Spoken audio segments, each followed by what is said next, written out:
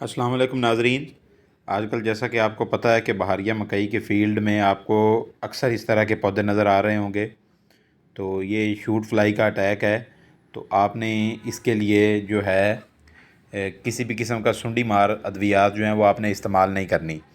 ये टेम्परेचर में जो इजाफ़ा रहा है गुज़िश्ता दिनों में, ये उस वजह से ये मसला आया है और आपको ये अपने फ़ील्ड में बहुत ज़्यादा देखने को मिल रहा है। जैसा कि ये आप पौधा आप देख रहे हैं, यहाँ पे हमारे कुछ किसान समझ रहे हैं कि जी ये दानेदार के ज़्यादा इस्तेमाल की वजह से ऐसे हो गए हैं या सुंडी का अटैक है। तो आपको बताता चलूँ कि आपने इसको सुंडी वाला स्प्रे बिल्कुल नहीं करना।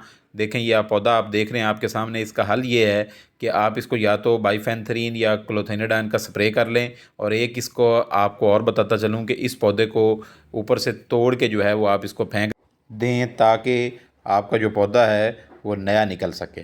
शुक्रिया।